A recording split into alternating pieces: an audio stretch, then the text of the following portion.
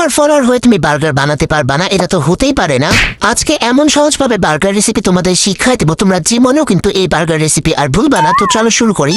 যেহেতু beef burger বানাবো তাই প্রথমে 1 কাপ গরুর মাংসের কিমা নিয়ে নিলাম, আর এখন দিয়ে দিলাম 1/4 কাপ পরিমাণ পেঁয়াজ কুচি, 1 টেবিল চামচ মরিচ কুচি, এখানে 4-5টা মরিচ আছে, আর এখানে স্বাদ মতো লবণ দিয়ে দিলাম, আর এখানে 1 টেবিল চামচ পরিমাণের মতো আদা রসুন আর জিরা বাটা। যেহেতু আমাদের সবকিছু একসাথে ব্লেন্ড করা থাকে তো আমি 1 চামচ দিয়ে দিলাম।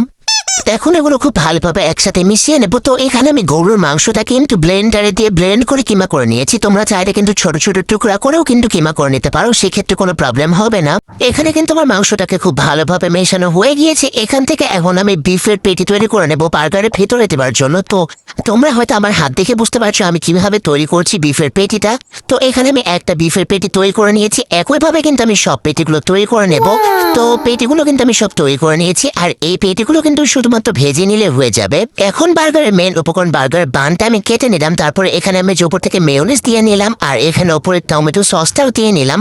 তো আমি অপর পাশেও কিন্তু একইভাবে মেয়োনিজ আর টমেটো সস দিয়ে দেবো। এখানে কিন্তু বার্গার বান আর মেয়োনিজ দুইটাই আমি নিজে বাড়িতে বানিয়েছি, তোমাদের যদি এই রেসিপিটা লাগে অবশ্যই জানিও।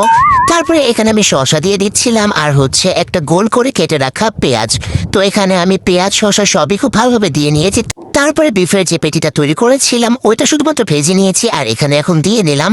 বার্গার কিন্তু এখন রেডি। তোমরা আবার বলো না রেস্টুরেন্টের মতো হলো না, আসলে এটা আমি কিন্তু স্ট্রিট ফুড স্টাইলে বানাইছি। এটা কিন্তু রেস্টুরেন্টের মতো হবে না, এটা স্ট্রিট ফুড স্টাইল হবে।